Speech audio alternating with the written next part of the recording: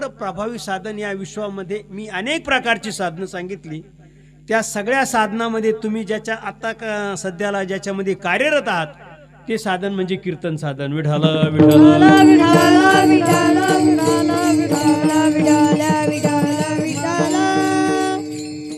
तुमच्या आमच्या मनामध्ये आता सध्याला जी परमार्थाबद्दलची आणि आस्तिक भावना निर्माण झाली, परमार्थिक भावना निर्माण झाली, सगळ्यांच्या मनामध्ये जी परमार्थिक भावना निर्माण झाली, ही परमार्थिक भावना जपाने होत नाही. एखादा एका पायावर उभा राहिला कोणासारखा, असा उभा राहिला कोणासारखा, असा उभा राहिला होता वसुदेव आणि देवकी. बर किती दिवस? 1 तास 2 तास असं नाही, 1000 वर्ष. किती वर्ष उभे राहिले ते वसुदेव देवकी? 1000 वर्ष असे उभे राहिले. तेव्हा कृष्ण परमात्मा त्यांच्या पोटाला. असं जरी तप केलं तरी त्याने पुण्य प्राप्त होईल, पण परमानंदाची प्राप्ती होणार नाही. विठ्ठल विठ्ठल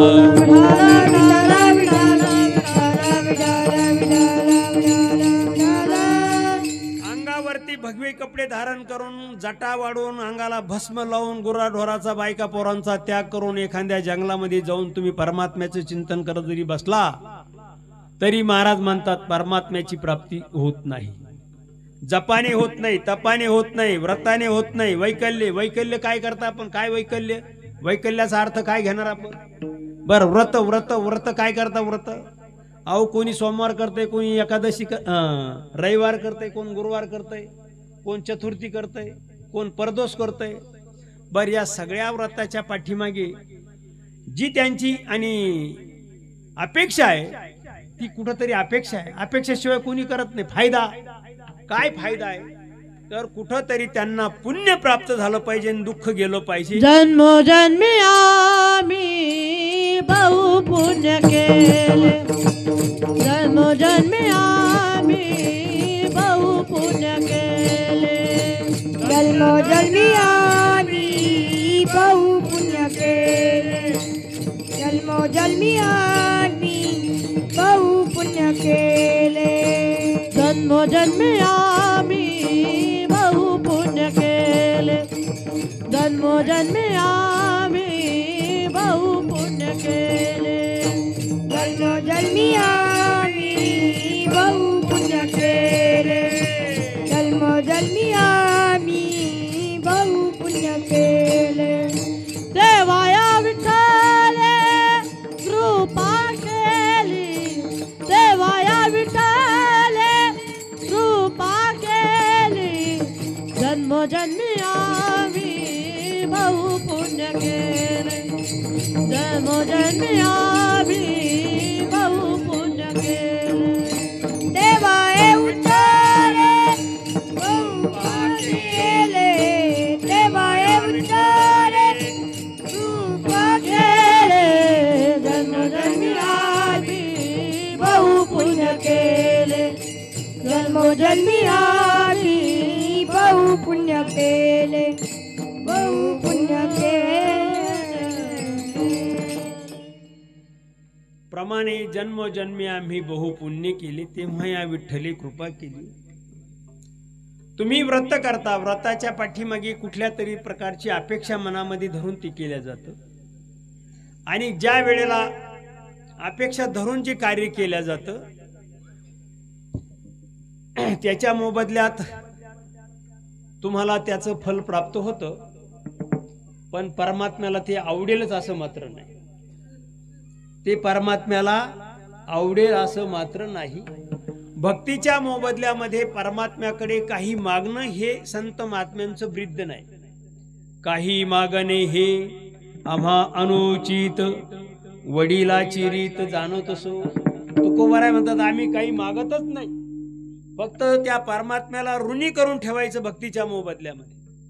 आणि व्रताच्या पाठीमागे तुम्ही जे व्रत केल्या जातं त्याच्या पाठीमागे तुम्ही काहीतरी मागताय, मागितलेलं परमात्म्याला आवडत नाही आणि मग त्याच्यामुळे तुम्हाला जे आणि सुख प्राप्त करायचं ते प्राप्त होत नाही. व्रत करू शकत नाही, वैकल्य करू शकत नाही, तीर्थयात्रा तुम्ही करू शकत नाही. आता काही काही माणसांचं 50च्या पुढे वय ढळलं तरी त्यांना पंढरपूर माहित नाही. मग हे बाकीचे तीर्थयात्रा कधी करणार, ते चारिधाम यात्रा कधी करणार आहे? केदारनाथ, रामेश्वर, सोरटी, सोमनाथ, हे होऊ शकत नाही. बरं, त्याच्यामध्ये तुम्ही म्हणाल काय, अहो त्याच्यामध्ये सुद्धा पुण्य आहे. मला याच्यातला तुमच्यासमोर असा विषय प्रतिपादन करायचा, या सगळ्या गोष्टी जरी तुम्ही करत असाल तर त्याच्या मोबदल्यामध्ये पुण्य प्राप्त होईल. ज्या अपेक्षेने तुम्ही ते केले जातं ते प्राप्त होईल. पण या विश्वामध्ये, या त्रैलोक्यामध्ये एकच गोष्ट अशी आहे का ते म्हणजे फक्त कीर्तन माध्यम. या कीर्तन माध्यमाला आतापर्यंत कुठल्याच प्रकारची उपमा जुळत नाही. विठाला विठाला विठाला विठाला विठाला विठाला विठाला विठाला विठाला विठाला. तुमच्या ठिकाणी जो आस्तिकपणा निर्माण झाला त्याला एकमेव साधन आहे. व्रत आहे का? व्रताने होत नाही. तुम्ही लय उपवास केले म्हणजे तुमच्या ठिकाणी आस्तिकपणा निर्माण होत नाही. लय जप केला म्हणजे आस्तिकपणा निर्माण होत नाही. लय वाऱ्या केल्या म्हणजे आस्तिकपणा निर्माण होत नाही.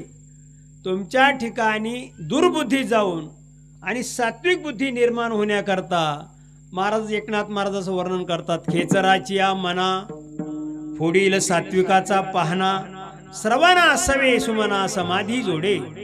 खेचरासारखा जरी मनुष्य कीर्तनाला येऊन बसला रे बसला का त्याच्या ठिकाणी आस्तिकपणा निर्माण करण्याची ताकद कीर्तनामध्ये आहे. विठाला विठाला विठाला विठाला विठाला विठाला विठाला विठाला. महाराजांचे प्रमाण असे आहेत, कोणत्या साधनामध्ये जो जगाचा चालक मालक कीर्तना त्या साधनामध्ये आणि त्याच्या मोबदल्यामध्ये एखादा काही साधन करत असेल आणि त्याच्या मोबदल्यात तो परमात्मा येऊन राहिला असं नाही. पण एकच साधन असं आहे का त्या साधनाच्या माध्यमामध्ये जगाचा मालक महाराजांचं वर्णन करतात. नामदेव कीर्तन करी देव नाचे पांडुरंग, परमात्मा येऊन नाचतो एवढी ताकद त्या कीर्तनामध्ये आहे. त्याच्याही पेक्षा महाराजांचं एक प्रमाण असं आहे, कीर्तन चांग होय अंग हरिरूप. कीर्तनामध्ये एवढी ताकद आहे का तुमचं शरीर हरिरूप करण्याची ताकद. किंवा त्याच्याही पुढचं प्रमाण असं आहे, ब्रह्मीभूत काया होतसे कीर्तनी भाग्य तरी ऋणी देव ऐसा. तुमची काया ब्रह्मीभूत करण्याची ताकद आता सध्याला आणि भक्तीला तर एवढा उताडा आलेला आहे. अलीकडे भक्ती वाढली. मी विनोदाना सांगत असतो, परमार्थ अलीकडे आम्हाला सगळ्यांना वाढल्यासारखा वाटतो. परमार्थ वाढल्यासारखा वाटतो, फक्त परमार्थाची लांबी रुंदी वाढली, खोली कमी होत चालली. विठाला विठाला विठाला विठाला विठाला विठाला विठाला. तुम्ही म्हणाल लांबी रुंदी वाढली, खोली कमी होत चालली. हे कसं काय बोलता तुम्ही? लांबी रुंदी वाढली. कोणत्याही गावामध्ये कोणत्याही कुठेही बी परमार्थ करत असताना मंडप भरपूर आहे, सुरती भरपूर आहे, पण त्याच्यामध्ये एक गोष्ट जर वजा केली तर माणसं परमार्थाला शिल्लक नाही. तुम्ही म्हणाल कोणती गोष्ट? प्रत्येक कथेच्या ठिकाणी प्रत्येक कीर्तनाच्या ठिकाणी जेवण फक्त बंद ठेवा. तुम्ही जेवणच नाही, फक्त कीर्तन. किती लोकांची उपस्थिती याचं तुम्ही बारीक निरीक्षण करा. बरं, काही काही पट्टे असे आहेत कीर्तनाला येतात फक्त जेवण असलं तर, आणि जेवणही असलं तरी ते पण कीर्तनाचं त्यांचं काही घेणं नाही. त्यांचं ज्ञानेश्वर माऊली भजन झालं का मग घरून तेल लिंबून आणि कांदा घेऊन निघा त्याच्यावर. इतकी विद्वान माणसं अलीकडे, स्वार्थी, एवढा स्वार्थपणा. मग मला असं समजायचंय, कीर्तनाच्या माध्यमातून जर तुम्ही ही अपेक्षा ठेवून जर जीवन जगत असाल तर तुम्हाला उद्धाराकरता मार्ग शिल्लक राहिला नाही. विठाला विठाला विठाला विठाला विठाला विठाला विठाला विठाला विठाला. या मृत्यू लोकामध्ये कीर्तन हे साधन अत्यंत प्रभावी अशा प्रकारचं आहे. परमात्म्याची प्राप्ती करून देणारं साधन आहे. या मृत्यू लोकामध्ये गल्लीपासून तर दिल्लीपर्यंत रात्रंदिवस माणसं धावधाव करतात. सगळ्यांची धावपळ चालू आहे. धावपळ चालू आहे कशा करता? एखादा देवासमोर गेला आपल्या मंदिरामध्ये आणि हात जोडले, अशी कोणी प्रार्थना करतोय का? मज लागी दुःख व्हावे ऐसा कोणी भावे ना जीवे. एखादा दर्शना गेलेला साईबाबांच्या आणि अशी कधी प्रार्थना केली का त्यांनी? कधीच नाही. प्रत्येकाची दर्शन घेताना हीच अपेक्षा आहे मनामध्ये का मला सुख प्राप्त व्हावं, सुख प्राप्त व्हावं. पण त्या अपेक्षेप्रमाणे सुख प्राप्त होत नाही. याचं कारण काय असलं पाहिजे? कुठंतरी आणि सुख प्राप्त करण्याचं साधन चुकतंय. विठाला विठाला विठाला विठाला विठाला विठाला विठाला विठाला विठाला विठाला. महाराज म्हणतात ही माणसं सगळी सुखा करतात, धावधाव करतात. याचं कारण काय असलं पाहिजे? जसं नैसर्गिक आणि व्यवहारात जर तुम्हाला सांगायचं ठरलं तर निसर्गाच्या माध्यमातून आपल्या असणाऱ्या भारतामध्ये जेवढ्या नद्या उगम पावतात, कुठं उगम पावतात नद्या? नद्या उगम कुठं पावतात? डोंगरावर. आणि डोंगरावर उगम पावल्याकरता बाकीच्या सगळ्यांचे रन काढण्यापेक्षा एकाच नदीचं चिंतन तुमच्या समोर सांगतो. आपली असणारी गोदावरी नदी त्र्यंबकेश्वरला आणि त्या असणाऱ्या ब्रह्मगिरीवर उगम पावली. बर, उगम पावल्यानंतर ती धावायला लागली. कुठवरपर्यंत धावते ती? आली उदाहरणार्थ तुम्ही नसन बघितलं तर सांगतो तुम्हाला, पैठणच्या नाथसागरामध्ये ती नदी आली वाहत वाहत आणि तिथूनही पुन्हा वाहायला सुरुवात केली. कुठं गेली? नांदेड मार्गे ती आंध्रामध्ये गेली. आणि आंध्रामध्ये गेल्यानंतर आपल्या भारतातल्या 136 नद्या समुद्राला जाऊन मिळतात. आता ह्या समुद्राला नद्या जाऊन मिळतात, त्या असणाऱ्या नद्या डोंगरावर उगम पावल्या आणि समुद्राला जाऊन मिळणं हे त्या नद्यांचा स्वभाव आहे. बर, तिथं जाऊन मिळण्याचं कारण काय आहे? समुद्राचं जे पाणी आहे, त्या नदीचं जे पाणी आहे ते समुद्राचं अंग आहे. जगद्गुरु तुकोबरायांचा असा एक अभंग आहे, तुका म्हणे सागर संगमी अवघ्या झाल्या उर्मी एकमय. समुद्राला जाऊन मिळाल्या म्हणजे मग पुन्हा तिथून एखादा 1-1.5 शाणा उठला आणि तिथून नदी पुन्हा धावायला सुरुवात केली. समुद्राला जाऊन मिळालेली नदी पुन्हा धावायला सुरुवात करते का? एकदा समुद्राला मिळाली का तिची धाव संपली. तसं जोपर्यंत या असणाऱ्या मृत्यू लोकांमध्ये मनुष्य देहाला आलेल्या माणसांची धाव थांबत नाही तोपर्यंत त्यांना सुख मिळालं नाही. हा शास्त्राचा अबाधित सिद्धांत आहे. विठाला विठाला विठाला विठाला विठाला विठाला विठाला. या मनुष्याचं सुख प्राप्त करणं हा त्याचा स्वभाव आहे. भगवान परमात्मा म्हणतो हा मनुष्य सुखाकरता तरफडतो. याचं कारण काय असलं पाहिजे? तुम्ही एखाद्या स्टँडवरती जा, लोणीच्या जा, श्रामपूरच्या जा, नगरच्या जा आणि तिथं तुम्ही त्या असणाऱ्या स्टँडवरती जेवढ्या मोकट गाया आहेत त्यांच्याकरता एक घासाची पिंडी घ्या. गायांचा कळप त्या कोपऱ्याला उभा आहे, तुम्ही या अलीकडे उभे राहा आणि तिथे ती घासाची पिंडी सोडा आणि अशी खाली टाका. त्या गायांनी पाहिल्यानंतर त्या गाया जशा त्या घासाकडे धाव घेतात, कशा करता? तो घास बघितला म्हणून त्या कोपऱ्यातल्या गाया इकडे येतात. हे जसं आहे तसा प्रत्येक मनुष्य सुखाकरता धाव घेतो. ज्ञानोबरायांची उभी आहे का ज्ञानेश्वरी म्हणजे तुम्हाला येणार आहे आता पुढं वज संदीपजी महाराज सांगणारच आहे. हिरवळ देखुनी भांबवे पशु. हिरवळ जर पाहिलं तर ते असणारे न बोलता येणारे पशु तिकडे त्या हिरवळकडे धाव घेतात.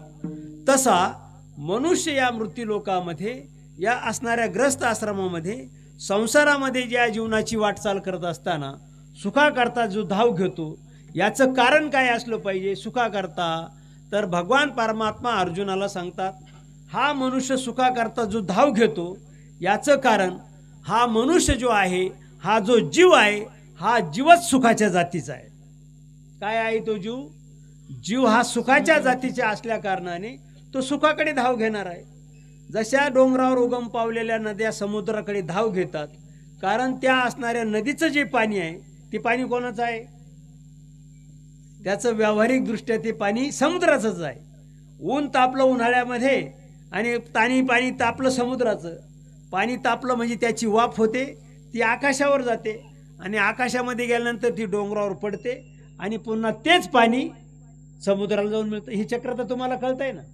मग हे जसं आहे तसं हा असणारा मनुष्य जन्माला आला याचा जो अंश आहे तो भगवान परमात्मा अर्जुनाला सांगतो हा सुखाकडे जीव का धाव घेतो तर जीव मुळात हा सुखाच्या जातीचा आहे, नव्हे तो माझा अंश आहे. भगवान परमात्मा अर्जुनाला सांगतात ममैवांशो जीवलोके. 15व्या अध्यायामध्ये ऐकणे हा श्लोक. ममैवांशो जीवलोके जीवभूत सनातना. हा माझा अंश असल्या कारणाने तो माझ्याकडे आणि सुखाची प्राप्ती करण्याकरता धाव घेतो. विठाला विठाला विठाला विठाला विठाला विठाला विठाला. पण आता असं ज्या वेळेला सांगितलं सांगितलं भगवान परमात्म्याने अर्जुनाला, जीव माझा अंश आहे, तो सुखाच्या प्राप्तीकरता माझ्याकडे धाव घेतो. पण अर्जुन असा आणि आपल्यासारखा आणि मेंढरा डोक्याचा श्रोता नव्हता. तो अर्जुन कसा होता? अर्जुन श्रोता आतापर्यंत जेवढे श्रोते होऊन गेले ना या भूतलावरती, कृतयुगामध्ये, त्रेतायुगामध्ये, द्वापारयुगामध्ये, त्या सगळ्या श्रोत्यामध्ये तो अर्जुन या सगळ्या श्रोत्यांचा राजा होता. काय होता? अर्जुन सगळ्या श्रोत्यांचा राजा होता. आतापर्यंत जेवढे श्रोते होऊन गेले त्या असणाऱ्या अर्जुनासारखा श्रोता आतापर्यंत कुणीच झाला नाही. जसं व्यवहारामध्ये पाण्याची धार आहे, त्याच्यानंतर तेलाची धार आहे. तुम्ही प्रयोग करून बघा. पाण्याची धार ती अशी जास्तीत जास्त 2 फुटापर्यंत सारखी चालते. त्याच्यापेक्षा जर वरनं जर नेली तर तिचे थेंब थेंब तयार होतात, बरोबर. त्याच्यानंतर तेलाची धार आहे. तेलाची धार 2 फुटापर्यंत सारखी चालते.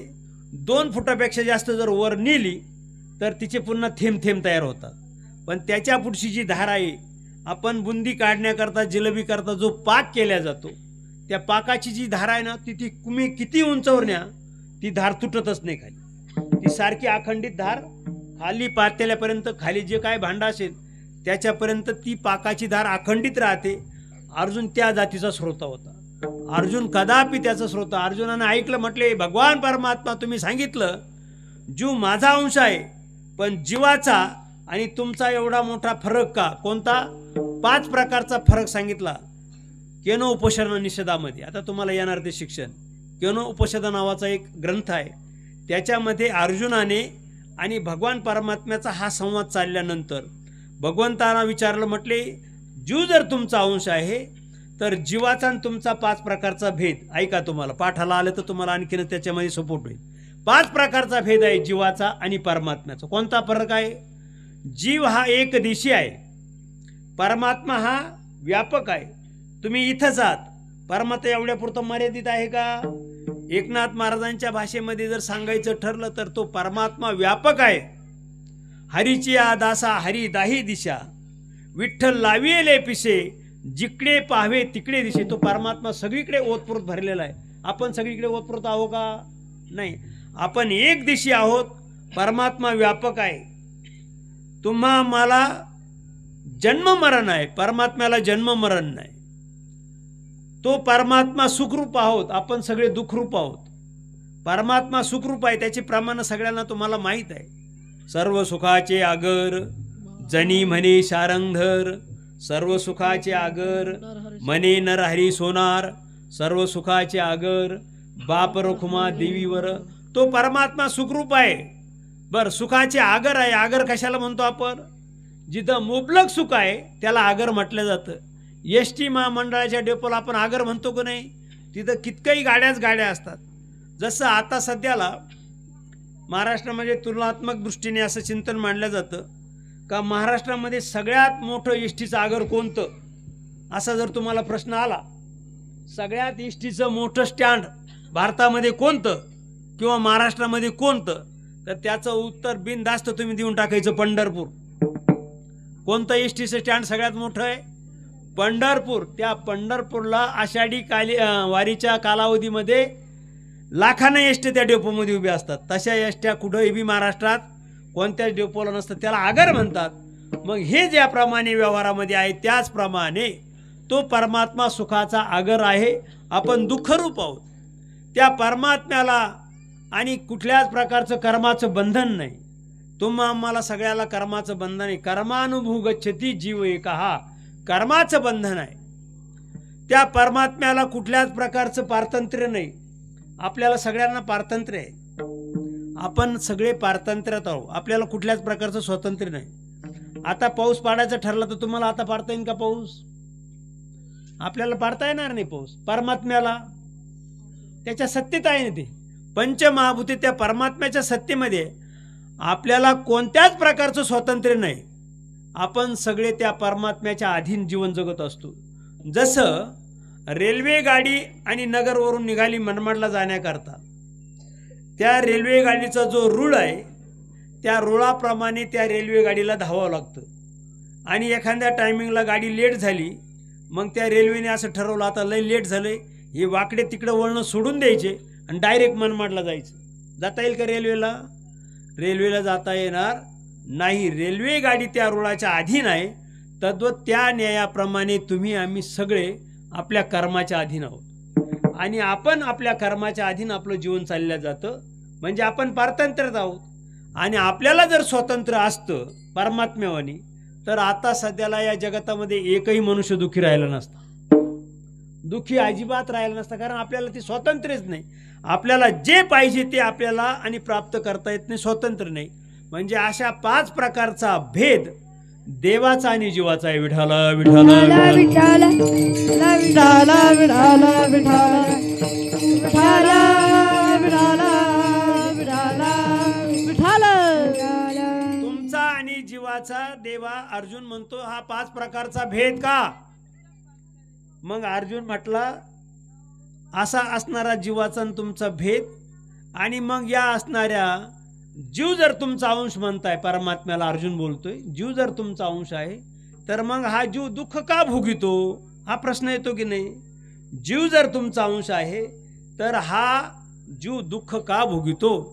परमात्म्याने अर्जुनाला सांगितलं अर्जुन ऐक मी सांगितलं तुला ममैव अंश जीव लोके जीवभूत सनातना हा.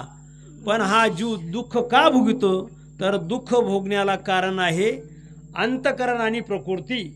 या अंतकरणामुळे किंवा प्रकृती म्हणजे देह या अंतकरणामुळे देहामुळे या असणाऱ्या जीवाला दुःख भोगावं लागतं. आता अर्जुनानं पुन्हा प्रश्न केला या असणाऱ्या देहामुळे जर जीवाला दुःख भोगावं लागतं तर ज्ञानोबारायांच्या ज्ञानेश्वरीमध्ये एक ओवी आहे. त्या ज्ञानेश्वरीच्या आणि त्या ओवीवरती लाल शाईचा शरा मारावा लागेल. कोणती ओवी ती ऐका आता. तैसेचे येणे शरीरे शरीरा येणे सरे किंबहुना येर झारे चिरापडे. हे शरीर असं आहे या शरीराने स्वर्गालाही जाता येतं या शरीराने नरकालाही जाता येतं. तुकाराम महाराजांचा एक अभंग तुका म्हणे पावटणी करू स्वर्गाची निशाणी. म्हणजे हे शरीर एवढं महत्त्वाचं आहे मोलाचं आहे. आणि महाराज सांगतात का तुम्ही या जीवाला दुःख भोगावं लागतं. या जीवाला जर या देहाला जर दुःख भोगावं लागतं तर हे शरीर एवढं महत्त्वाचं आहे मोलाचं आहे. या शरीराची देवसुद्धा इच्छा करतात. महाराजांचं एक प्रमाण आहे इहलोकीचा हा देह देव इच्छिता ती पाहे. स्वर्गातले देव जर या मृत्यूलोकातली आणि देहाची इच्छा करतात मग हे शरीर दुःखाला कारण कसं. बर स्वर्गामध्ये एवढं मोठं त्या असणाऱ्या देवांना सुख प्राप्त असताना स्वर्गातले देव या मृत्यूलोकातील देहाची अपेक्षा करतात. बर स्वर्गामध्ये सुख काय आहे. स्वर्गातल्या आणि मृत्यूलोकाच्या सुखाची तुलना सांगितली. महाराज म्हणतात एथ अमरावती सारखं शहर आहे ऐरावती सारखं वाहन आहे राजधानी भुवन अमरावती. स्वर्गातलं सुख सांगितलं. कोणा सांगितलं. अर्जुनानं सांगितलं परमात्म्याला. स्वर्गामध्ये एवढं मोठं सुख असताना आणि मृत्यूलोकातलं सुखाचं आणि चिंतन मांडलं अर्जुनाने. स्वर्गामध्ये अमरावती सारखं शहर आहे ऐरावती सारखं वाहन आहे राजधानी भुवन अमरावती. बर त्या स्वर्गामध्ये पिण्याकरता काय आहे माहिती आहे का. महाराज म्हणतात तिथं अमृताचे कोठारे आहेत. या मृत्यूलोकामध्ये काय आहे अमृततुल्य टी हाऊस. त्या अमृततुल्य टी हाऊस मधले ज्या बशा बुचकळल्या जातात गप्प बुचकळल्या जातात ना संध्याकाळच्या वेळेला तुम्ही प्रत्यक्षात तो किटलीतला चहा पिण्यापेक्षा त्या बादलीतला चहा भारी होईल. सारख्या त्याच्यामध्ये गलास घालू घालू बशा घालू घालू अमृततुल्य टी हाऊस. स्वर्गामध्ये अमृत आहे आणि ते अमृत प्यायल्यानंतर ते स्वर्गातले जे देव आहेत ना 100 वर्षाने पाहिले आणि 500 वर्षाने पाहिले तरी सफरचंदासारखी टबुकीची टबुकी. तिथं म्हातारपण नाही त्या स्वर्गातल्या देवांना. असं स्वर्गातलं सुख आणि मृत्यूलोकातलं सुख असं आहे. चहा पिऊन पिऊन काही माणसं उद्बत्ती छाप झाली. असा मोठा फरक आहे. आता स्वर्गातलं आणि मृत्यूलोकातलं सुख. त्या स्वर्गामध्ये कामधेनूचे कळप आहे कामधेनूचे खिल्लारे स्वर्गामध्ये. मृत्यूलोकामध्ये काय आहे येड्या जर्सी गाया मसाडा आणि डुकर दोघांचं क्रॉसिंग केलेलं. कवाय वळडात आणि कवाय काही करतात त्याच्यामुळं काही माणसांची मनके आणि खुबी गेली त्या जर्सी गायामुळे. आणि स्वर्गामध्ये कामधेनू आहे मृत्यूलोकामध्ये जर्सी गाया. म्हणजे स्वर्गातलं सुख मृत्यूलोकातलं सुख. स्वर्गामध्ये कल्पतरूची बगीचे आहे काय आहे तिथे? कल्पतरूचे बगीचे. मृत्यू लोकामध्ये काय? येड्या बाबळा. किती भारी गाडी असली फॉर्च्युनर तरी तिला पंक्चर केल्याशिवाय ह्या येड्या बाबळा राहते नाही. स्वर्गातला मृत्यू लोकातला हा फरक आहे. बर, स्वर्गामध्ये अजून काय आहे? रंभा, मेनका, उर्वशी, तिलोत्तमा अशा आणि 5 प्रकारच्या तिथं उत्तम प्रकारच्या स्त्रिया आहेत स्वर्गामध्ये. मृत्यू लोकातल्या न बोललेलं बरं. म्हणजे एवढा मोठा फरक आहे. मग एवढंही सुख त्या स्वर्गामध्ये असताना बरं ते स्वर्गातलं सुख भोगण्याकरता ते सहजासहजी हाताला येतं का? ते सहजासहजी हाताला येत नाही. ज्ञानोबरायांची उवी ऐका परत. ज्ञानोबराय म्हणतात ते स्वर्गातलं सुख भोगण्याकरता या मृत्यू लोकामध्ये यावं लागतं आणि मृत्यू लोकामध्ये आल्यानंतर यज्ञ करावं लागतं. महाराज म्हणतात म्हणते संसारी जन्मीजे यज्ञाधिक कर्म कीजे स्वर्ग सुख भुगीजे मनोहर. तुमच्या आमच्यासारखे ते असणारे स्वर्गातले देव या मृत्यू लोकामध्ये आले, यज्ञ केले आणि पुन्हा स्वर्गामध्ये गेले, तेव्हा ते सुख भोगायला मिळतं. आणि अशा प्रकारचं ते स्वर्गातलं सुख असतानाही सुद्धा स्वर्गातले देव या मृत्यू लोकातली अपेक्षा करतात. महाराजांचं एक प्रमाण तुमच्या समोर आहे. स्वर्गीचे अमर इच्छिताती देवा, स्वर्गीचे अमर इच्छिताती देवा, स्वर्गाची अमर इच्छिता देवा, स्वर्गाची अमर इच्छिताती देवा. मृत्यू लोकी व्हावा जन्म आवा, मृत्यू लोकी व्हावा जन्म आवा. नारायण नामे होवो जीवन मुक्त, नारायण नामे होवो जीवन मुक्त.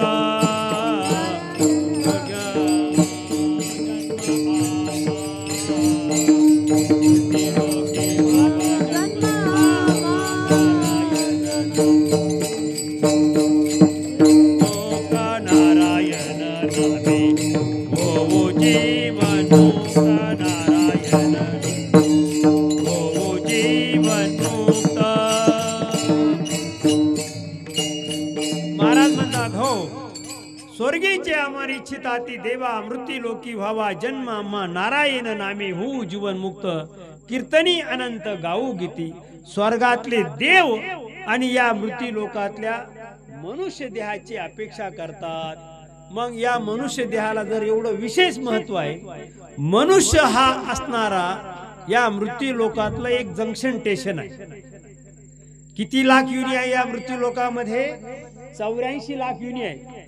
84 लाख युनीमध्ये सगळ्यात जर पॉवरफुल कोणती युनी असेल तर ती फक्त मनुष्य युनी आहे.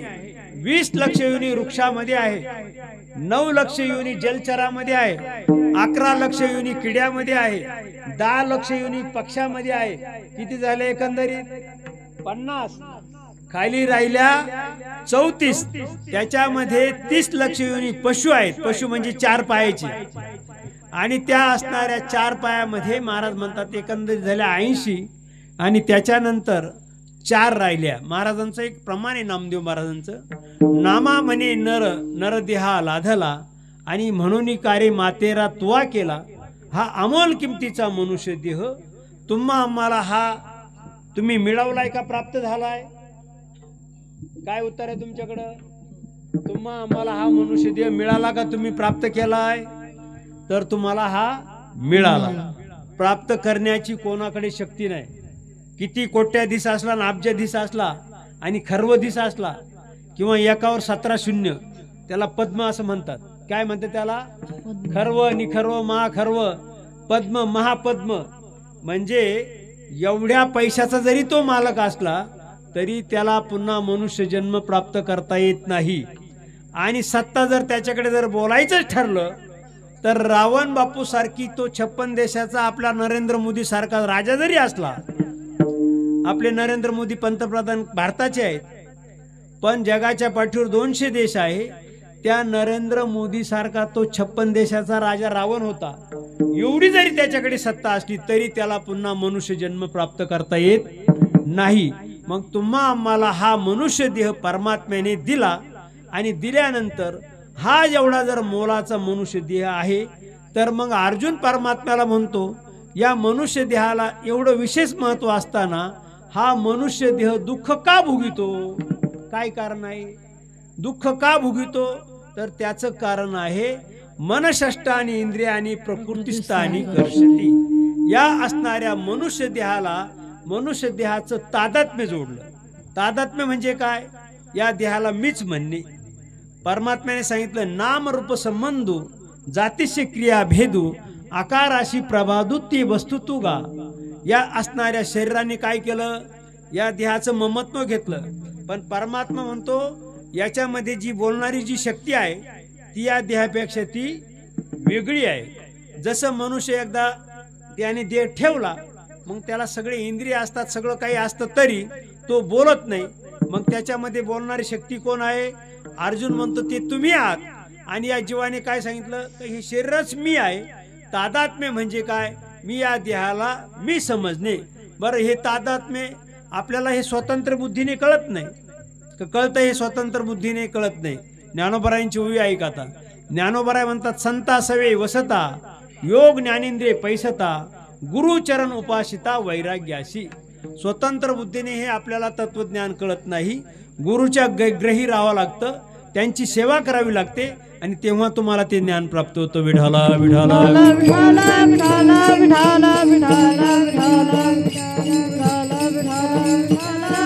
विठाला. या असणाऱ्या विश्वामध्ये अशा प्रकारचं तादात्म्य जोपर्यंत तुमचं संपत नाही. महाराज म्हणतात मी देह न सरे उरला उरे विठ्ठल. जोपर्यंत तादात्म्य तुमचं संपत नाही. इथे चिंतन अत्यंत महत्वाचं आहे. जोपर्यंत तुमच्या शरीराचं तादात्म्य संपत नाही तोपर्यंत परमात्मा तुमच्या संग ऐक्य करत नाही. आणि परमात्मा ऐक्य करत नाही तोपर्यंत परमात्म्याची प्राप्ती होत नाही. जोपर्यंत तादात्म्य संपलं रे संपलं का परमात्म्याने ऐक्य केलं. आता एक अभंग तुमच्या डोळ्यासमोर सांगतो. तुम्ही म्हणाल तादात्म्य म्हणजे काय? या देहाचं तादात्म्य संपेल त्यावेळेसच परमात्मा आपल्या संग ऐक्य करतो. भक्ताईशे जाना जे देही उदास गेले अशा पास निवारुनी. परमार्थ करता करता करता करता ती अवस्था प्राप्त झाली का या देहाचं तादात्म्य संपतं. आणि तादात्म्य संपलं रे संपलं का परमात्मा आपल्या संग ऐक्य करतो. मग असं ऐक्य करण्याकरता संतांची संगती आणि संतांच्या संगती राहिल्यानंतर तुमचं हे तादात्म्य संपलं जातं. तसं हे शरीराला दुःख जे भोगावं लागतं हे दुःख तसं जर बघितलं तर शास्त्रकारांनी दुःखाचे प्रकार 3 सांगितले. हे तादात्म्य सोडणं हे दुःखच आहे, पण दुःखाचे प्रकार 3 आहेत. एक आहे दारिद्र्याचं दुःख, एक आहे रोगाचं दुःख आणि एक आहे जन्म मरणाचं दुःख. रोगाचं दुःख शरीराला का अंतकरणाला का जीवाला? काय उत्तर आहे त्याचे? रोगाचं दुःख शरीराला का अंतकरणाला का जीवाला? 3 प्रकार आहे तुमच्या समोर. तुम्हाला घडीभर हा पाठ शिकवल्यासारखाच मी बोलतो, ऐकून ठेवा. शरीराला रोगाचं दुःख हे शरीराला का अंतकरणाला का जीवाला? तर त्याचं उत्तर आहे रोगाचं दुःख हे शरीराला. त्याच्यानंतर दारिद्र्य. दारिद्र्य म्हणजे काय? गरिबी. एवढी गरिबी की त्याच्या पायातली चप्पल जर तुटली तर ती चप्पल शिवायला त्याच्याकडे पैसे नसणं, एवढी गरिबी. मग खाणं पिणं तर बाजूलाच राहील. मग अशा प्रकारचं दारिद्र्य. त्या दारिद्र्याचं दुःख शरीराला का अंतकरणाला का जीवाला? तर त्याचं उत्तर तुम्ही देणार आहे अंतकरणाला. दारिद्र्याचं दुःख कशाला आहे? अंतकरणाला. त्याच्यानंतर शेवटचं जे दुःख आहे ते जन्म मरणाचं दुःख. जन्म मरणाचं दुःख जीवाला का अंतकरणाला का देहाला? जन्म मरणाचं दुःख जीवाला. हे शरीरालाही नाही आणि अंतकरणाला नाही. जन्म मरणाचं दुःख आहे हे जीवाला. आणि म्हणून जगद्गुरु तुकोबारायांचा एक असा अभंग आहे, किती वेळा जन्म यावे किती व्हावे फजित म्हणावरी जीव भ्याला आणि शरण गेला विठोशी. म्हणजे जन्म मरणाचं दुःख हे जीवाला आहे. आता त्याच्यामध्ये क्रमशः वर्गीकरण जर करायचं ठरलं तर पहिलं जे दुःख आहे हे रोगाचं दुःख. हे रोगाचं दुःख सगळ्यांना सारखं नाही. लहान मुलाचा रोग 80 वर्षाच्या म्हाताऱ्याला होत नाही का? असं तुम्ही कधी बोर्ड पाहिलाय का? येथे 80 वर्षाच्या आणि म्हाताऱ्याला पोलिओचा डोस दिला जाईल असं कधी आहे का? असं कधीच नाही. लहान मुलाचा रोग म्हाताऱ्या माणसाला नाही आणि म्हाताऱ्या माणसाचा जो रोग आहे तो लहान मुलाला नाही. मग आता तुम्ही म्हणाल लहान मुलाला आहे बुवा पोलिओचा रोग आहे, म्हाताऱ्याला कोणता रोग आहे? 80 वर्षाच्या म्हाताऱ्याला कोणता रोग आहे? त्या माणसाला म्हाताऱ्या माणसाला रोग होतो 80 वर्षाचा. कोणता? त्याला लखवा असं म्हणतात. काय म्हणतात त्याला? पेरलेस, लखवा. मग असा पेरलेस नावाचा रोग, लखव्या नावाचा रोग, तो लखवा असा रोग आहे 80च्या पुढे 70च्या पुढे वय ढळलं रे ढळ का त्याची मान अशी हालत राहते. बघितले ना तुम्ही काही म्हाताऱ्यांची अशी अशी मान हलते. बरं, पुरुषाची अशी आडी हलते आणि महिलाची कशी हलती? अशी उभी हलते. मग पुरुषाची का आडवी हलते त्याचं कारण शास्त्राने सांगितलं. याचं लग्न मोड, त्याचं लग्न मोड, याची उधारी बुडव, त्याची उधारी बुडव. आणि मग असा कुटणे करून करून करून तो थकला का मग तो म्हणतो नको नको आता नको नको. म्हातारी म्हणते थांब थांब थांब थांब. म्हणजे म्हातारीची मान कशी हलते? उभी हलते आणि पुरुषाची ही आडवी हलते. म्हणजे रोगाचं जे दुःख आहे ते सगळ्यांचं सारखं नाही. त्याच्यानंतर पुढे चाला तुम्ही. दारिद्र्याचं जे दुःख आहे ते सगळ्यांना आहे का? दारिद्र्याचं दुःख श्रीमंताला नाही. जे दारिद्र्याचं दुःख आहे ते फक्त गरीबाला, श्रीमंताला नाही. पण जन्म मरणाचं दुःख इथं स्त्रीला नाही, पुरुषाला नाही, ते सगळ्यांनाच आहे. महाराज म्हणतात तुमचा आमचा विषय सोडा, रामकृष्ण दिका सारख्यांचे येथे महाराज म्हणतात येथे उरो नाही आले अवतार येरते पामर जीव किती.